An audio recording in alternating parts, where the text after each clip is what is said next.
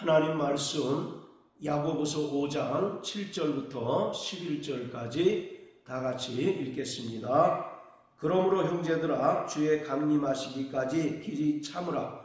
보라, 농부가 땅에서 나는 귀한 열매를 바라고 길이 참아 이른 비와 늦은 비를 기다리나니 너희도 길이 참고 마음을 굳게 하라. 주의 강림이 가까우니라. 형제들아 서로 원망하지 말라. 그리하여야 심판을 면하리라. 보라, 심판자가 문 밖에서 계시니라. 형제들아 주의 이름으로 말한 선지자들로 고난과 오래 참음의 본을 삼으라. 보라, 인내하는 자를 우리가 복되다 하나니 너희가 욥의 인내를 들었고 주께서 주신 결말을 보았거니와 주는 가장 자비하시고 긍휼히 여기는 자신이라. 아멘. 야고보는 본문의 말씀을 통해서 구원받은 성도들에게 재림신앙을 가지고 끝까지 인내하고 길이 참는 자가 되기를 권면하고 있습니다. 구원받은 성도들은 종말을 살아가고 있는데 이러한 종말을 살아가고 있는 성도들에게 가장 필요한 것은 주님의 다시 오심, 즉 재림을 고대하는 신앙입니다. 그리고 주님의 재림을 고대하는 자들에게 필요한 신앙적인 덕목은 믿음으로 끝까지 여러 가지 환난과 고난과 핍박 가운데서도 인내하고 길이 참는 것입니다. 신약 성경을 바치고 있는 두 개의 단어가 있는데 그 첫 번째가 파루시아라는 헬라어입니다. 그리고 또 하나는 계시록 22장 20절에 나타나는 마라나타라는 단어입니다. 먼저 마라나타라고 하는 단어는 주 예수여 오시옵소서라고 하는 의미의 아람어로서 이 말은 두 가지 의미를 포함하고 있습니다. 첫 번째는 주님께서 이미 오셨다는 의미이고 또 하나는 주님께서 장차 영광 중에 다시 오시리라고 하는 믿음이 담긴, 즉 주님의 재림을 고대하는 의미가 담겨 있습니다. 자, 그리고 또 하나는 본문 7절과 8절의 강림이라고 하는 단어에 해당하는 헬라어 파루시아입니다. 파루시아라고 하는 말은 임금이나 통치자가 공식적으로 방문하는 것을 가리키는 말입니다.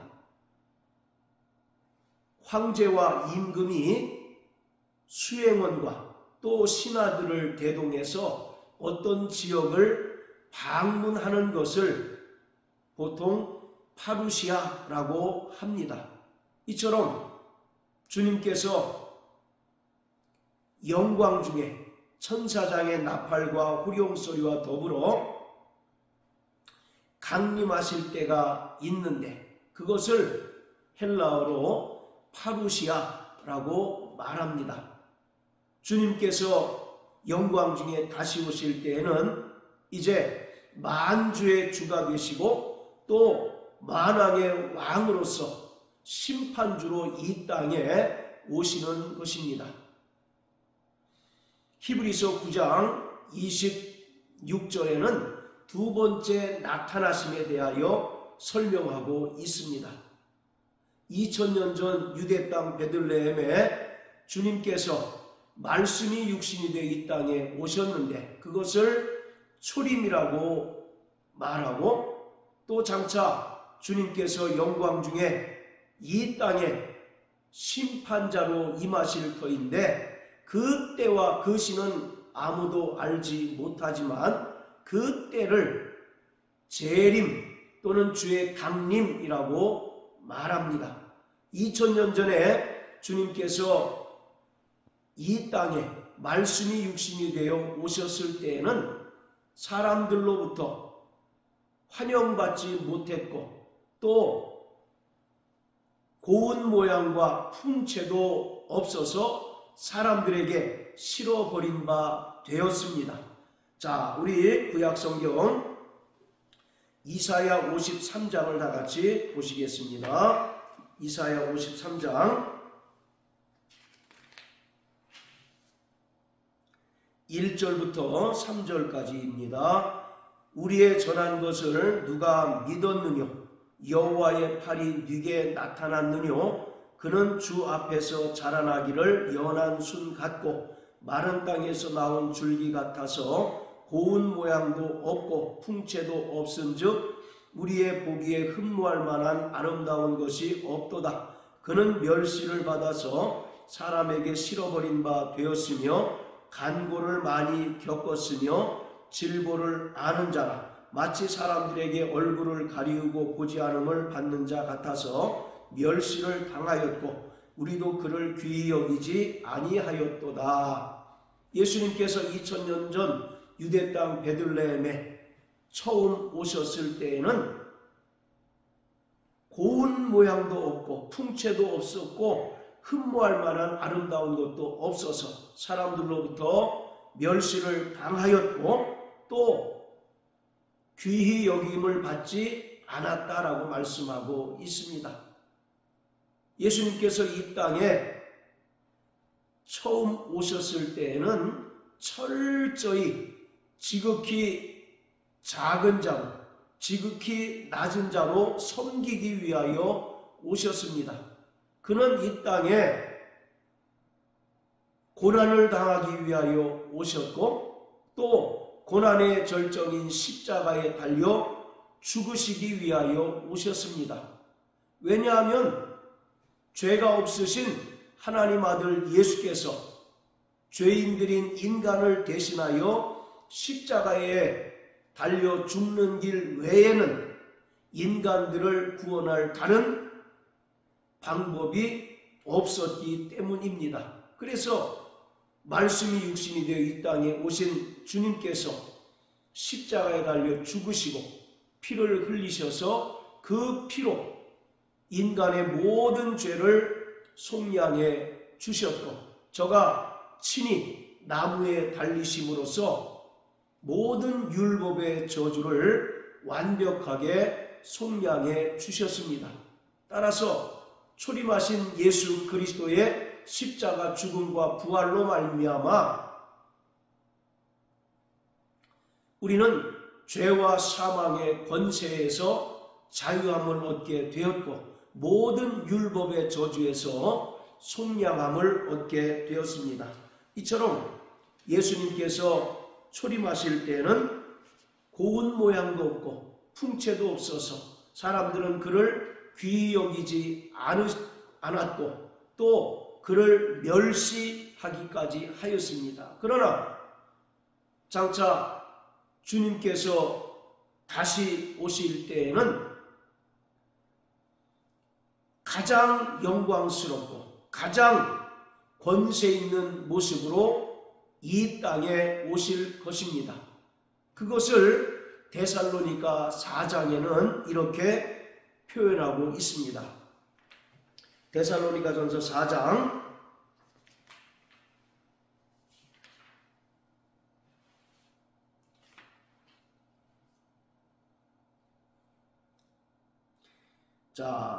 16절입니다. 주께서 후령과 천사장의 소리와 하나님의 나팔로 치니 하늘로조차 강림하시리니 그리스도 안에서 죽은 자들이 먼저 일어나고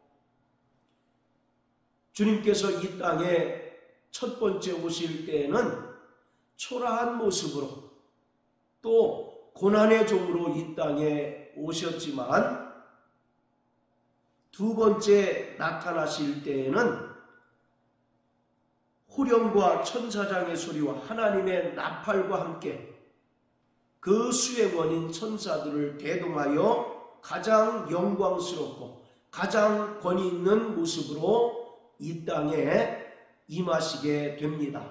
그래서 마태복음 25장에도 주님께서 가장 영광스러운 모습으로 이 땅에 임하셔서 양과 염소를 나누시고 심판하실 것에 대하여 말씀하고 있습니다. 이처럼 구원받은 성도들은 주님의 두 번째 나타나신, 즉 파루시아를 고대하고 끝까지 인내로서 길이 참는 자가 되어야 합니다. 주님께서 이 땅에 두 번째 나타나시는 목적은 철저히 하나님을 대적하는 마귀와 또 마귀의 수하에 있는 자들을 심판하기 위함입니다. 그들은 이미 예수님의 십자가 죽음과 부활로서 정죄 당하였고 이미 사형 언도를 받은 자이지만 이제 주님께서 영광 중에 다시 오실 때 실질적으로 사형이 집행됨으로 인하여 마귀와 마귀에게 속한 모든 불의한 자들, 악한 자들을 꺼지지 않는 지옥 불못, 둘째 사망에 던지우게 될 것입니다. 그리고 주님께서 영광 중에 다시 오시는 두 번째 목적은 새 창조를 완성하시기 위함입니다. 주님께서 영광 중에 다시 오실 때 지금까지 간직해 왔던 첫 번째 창조에 속한 하늘과 땅이 불로써 모두 소멸되고 계시록 21장 1절에 기록하고 있는 새하늘과 새 땅으로 구원받은 성도들을 인도하게 되실 것입니다.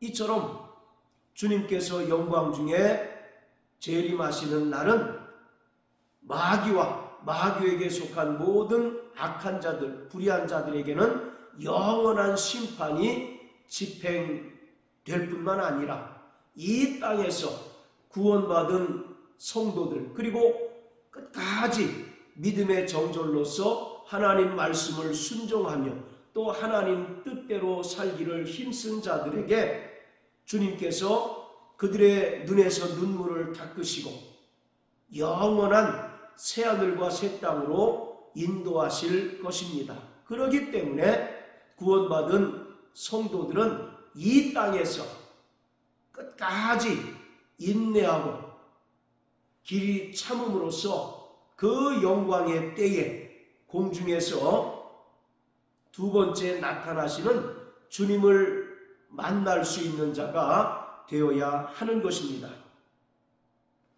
그래서 오늘 야고보 5장 7절부터 11절까지는 주님의 재림이 임박했기 때문에 주님의 재림을 고대하고 또 사모하는 구원받은 성도들은 끝까지 믿음으로 인내하고 길이 참으라는 것입니다. 계시록에도 인내의 말씀이라고 기록하고 있습니다. 우리는 끝까지 하나님의 약속의 말씀이 이루어지기를 믿고 인내하는 자가 되어야 한다는 것입니다.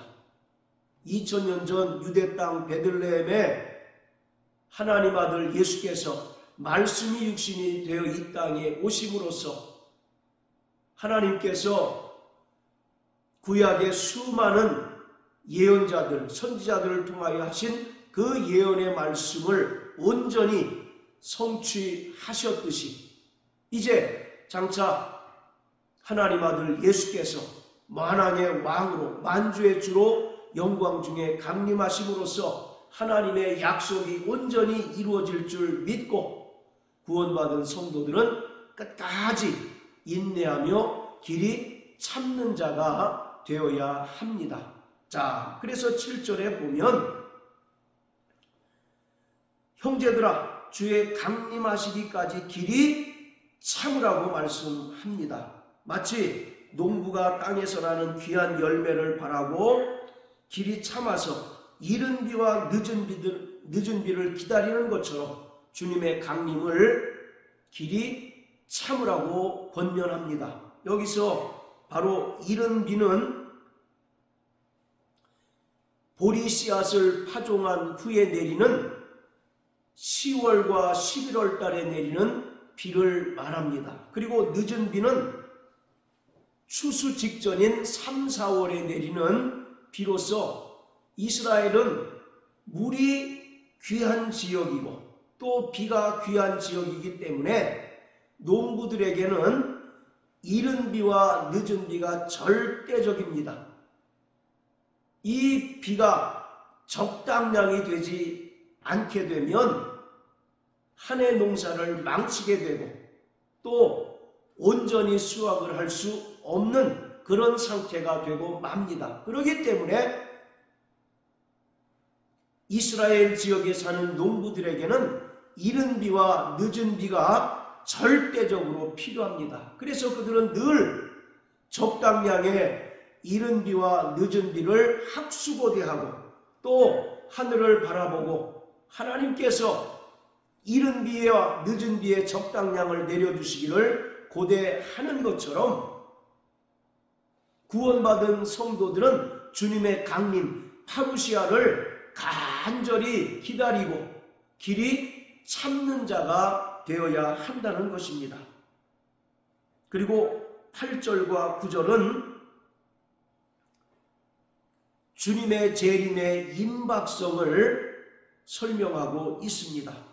주의 강림이 가깝다라고 말씀하고 또 9절에 보면 심판자가 문 밖에서 계신다라고 말씀합니다. 2000년 전 유대 땅에 주님께서 오실 때는 고난의 종으로 오셨습니다. 이 땅에 고난당하기 위하여 오셨고 또 십자가에 달려 죽으심으로써 인류의 죄를 대속하시기 위하여 오셨지만 두 번째 나타나실 주님은 심판의 주로 임하셔서 양과 염소를 나누실 분으로 오신다는 것입니다. 그래서 심판자가 문 밖에서 계신다라고 말씀합니다. 자, 계시록 3장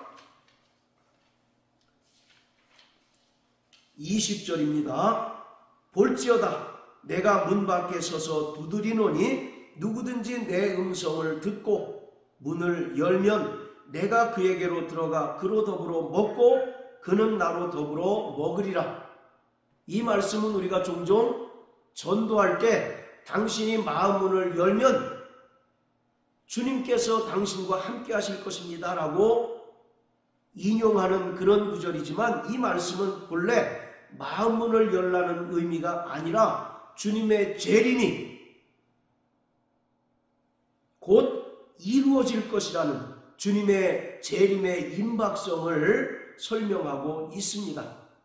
계시록 22장에 보면 주님은 곧 오신다라고 말씀하고 있습니다. 여기서 우리가 한 가지 주의할 것은 곧이라고 하는 단어는 인간의 시간 개념으로 이해할 것이 아니라 주님 재림의 확실성, 즉 주님께서 약속하신 그 말씀이 반드시 이루어질 것이라는 의미로 이해해야 한다는 것입니다. 어쨌든 주님의 재림이 곧 이루어질 것이고 또 주님의 재림은 반드시 성취될 것이라는 것을 사도 요한은 말하고 있습니다. 그리고 마태복음 24장 33절에도 주님의 재림의 임박성을 설명하고 있습니다. 그렇기 때문에 구원받은 성도들은 자신의 영혼을 단장하고 믿음으로 끝까지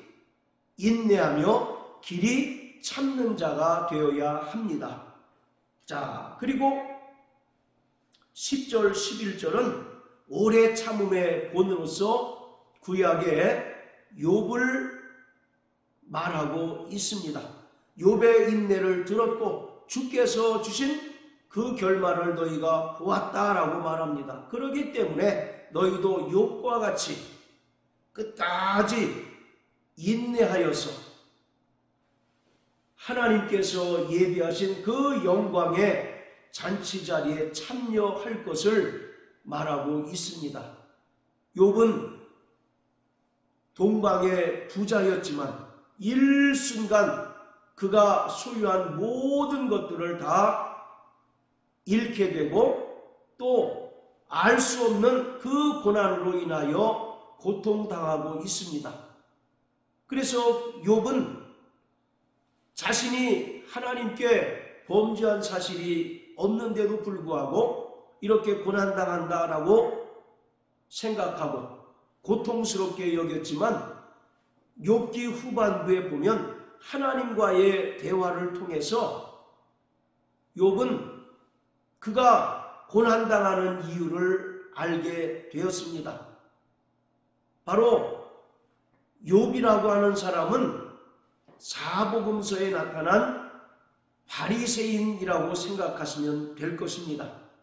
자신은 어떤 행위를 통해서 의로워질 수 있다고 여기는 그러한 부류의 사람이었다는 것입니다.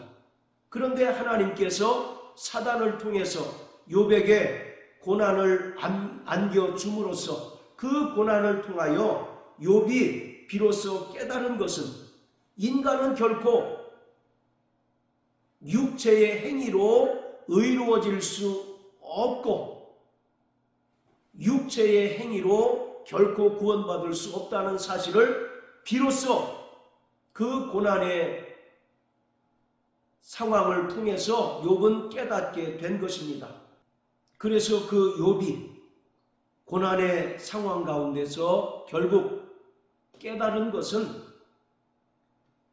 하나님께서는 무소불능하시며 무슨 경영이라도 이루지 못하실 것이 없다는 것을 비로소 깨달았습니다. 이 고백은 결코 모든 인간은 하나님의 은혜 없이는 의로워질 수 없고 또 하나님의 은혜 없이는 구원받을 수 없다는 사실을 깨달은 욥의 절실한 고백입니다. 그렇기 때문에 구원받은 성도들이 이 땅에서 예기치 못한 고난 또는 기대치 못한 고난으로 인하여 고통당할지라도 그것 역시도 우리를 하나님의 백성으로 또 하나님의 사람으로 다듬어져 가시는 하나님의 섭리라는 사실을 깨닫고 발견하고 우리는 오직 하나님의 은혜만을 의지하며 사는 자가 되어야 합니다. 이렇게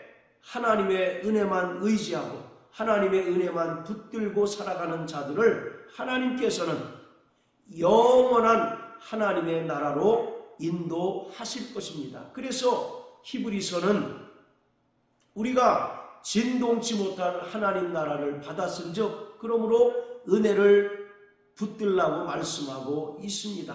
오직 우리가 이 땅에 믿음으로 살아가는 동안 고백하고 자랑해야 할 것은 하나님의 은혜요 예수님께서 친히 지셨던 십자가라는 사실을 깨달아야 한다는 것입니다. 우리는 끝까지 종말을 살아가는 구원받은 성도로서 그리고 주님의 재림을 고대하는 믿음의 성도로서 믿음으로 인내하고 길이 참는 자가 되어야 합니다. 그럴 때 하나님께서 욥의 모년에 2배의 복을 허락해 주셨던 것처럼 우리도 하늘에 속한 모든 신령한 복을 소유하여 영광의 아버지 나라에 넉넉히 들어가게 될 것입니다. 그러므로 사랑하는 성도 여러분, 날마다 종말을 살아가는 구원받은 성도로서 주님의 재림을 사모하고 주님의 재림을 기다리며 날마다 인내의 말씀을 의지하여 길이 참고 견디는 자 되시길 예수님 이름으로 축복합니다. 할렐루야.